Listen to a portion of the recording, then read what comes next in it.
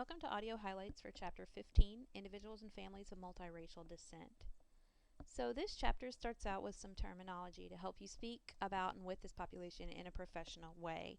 And these words should replace any other terms that you might have heard or outdated language, but remember that it's also helpful, especially if you're working in a social work or a counseling setting, to ask individuals themselves what terminology do you prefer and how would you like to reference your racial identity. So while these should be the terms that you use when writing or speaking professionally about this population, it is always helpful to ask someone rather than to assume what terminology they prefer for their own identity. So you can see here that we have terms like interracial couple, which refers to partners, whether they're married or not, and each comes from a different socially constructed racial background. Remember that race is more socially constructed than just a physical characteristic. The other terms we have relate to multiracial families or multiracial individuals, and this just is synonymous with individuals who identify that they have multiple heritage lines. So they have multiple dimensions to their identity. It may be more than one, it may be even more than two or three. So that's why these terms are more helpful than if we say biracial, we're assuming that there are only two. And it could very well be more than that. So this chapter also discusses historical perspectives, which are very important for you to understand the situation of multiracial populations today, with reflection back on kind of how we have gotten here and the history with this group.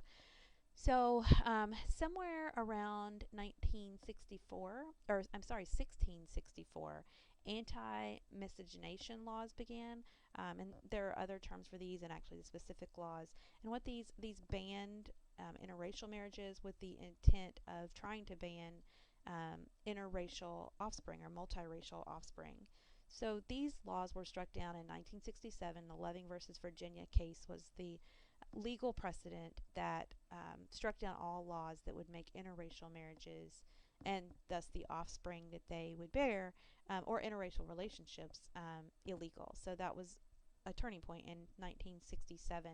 But it wasn't until 2000, which most of your lifetimes, where the census finally added check one or more format. So this allowed people finally to identify with more than one race on the U.S. Census, and many people feel like that this is when we finally, as a society, recognize that there definitely are a large number of people who identify as multiracial.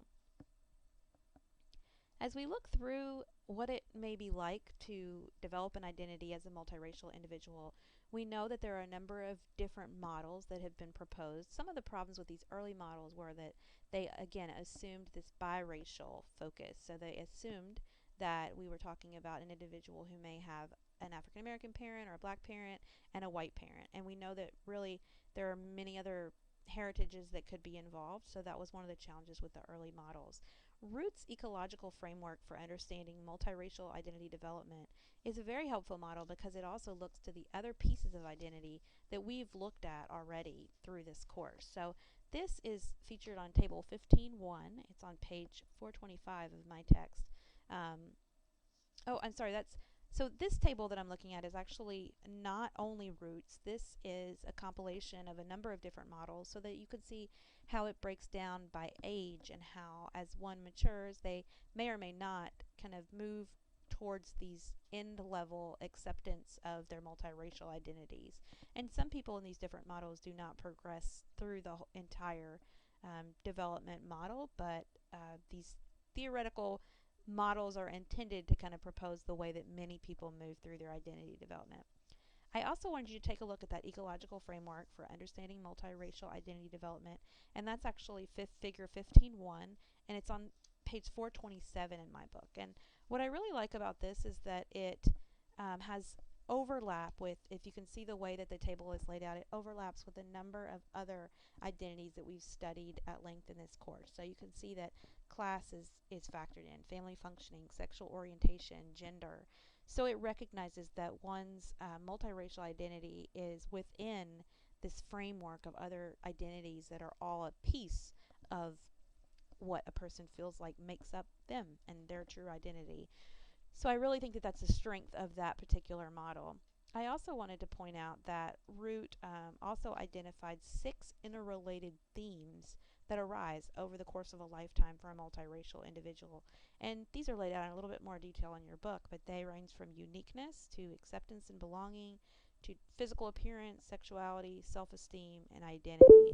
So these may be helpful as you go into the human services field to recognize as common themes that people may have experienced in different ways if they identify as a multiracial individual. And I know our chapters have followed the cultural competency model in terms of first we try to develop your awareness around these issues, then we try to give you some knowledge, and then we try to give you some skills. And so I think that this piece could really fit into the skills as well in terms of what kinds of questions might you ask about someone's experience as growing up and living as a multiracial individual. We also look at some of the social perceptions and experiences of discrimination that many individuals who are multiracial may face, and so that can be a number of challenges related to kind of fitting in or blending in with a group and finding an identity that works for them. We also know that we as counselors or as human services professionals, social workers, we unfortunately are also subject to biases and stereotypes, and we're very much influenced by the media who may portray multiracial people in ways that are either not positive or not accurate. And so it again is really important that we check ourselves on that with developing our awareness of that, doing this ongoing self-monitoring of assumptions, and really continuing to try to acquire knowledge about different groups of people that we serve. And really talking about those myths and stereotypes in session is another great skill to use with this population. You know, kind of bringing words to it and allowing people to tell their story in the way that they experience it is extremely powerful. So that's another good skill to put in your toolbox that you can take from this particular session. And finishing up, I thought many of you would find it interesting that the skills for counseling multiracial college students also include a reflection on their multiple heritages. We might look at things like level of self-esteem, opportunities to vent about what it feels like to be multiracial. And then the presenting problem is obviously always going to be of utmost importance too. So what brought a person to treatment? What specific challenges are they facing? And this may have a little bit to do with their multiracial identity, or it may have a great deal to do with it. So it really depends.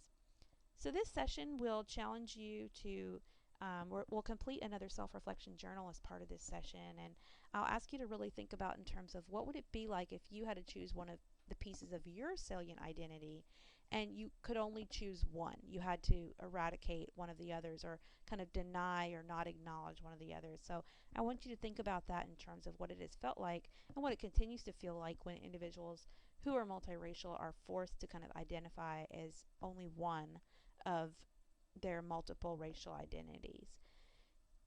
And we'll also complete exam 3 as part of this session.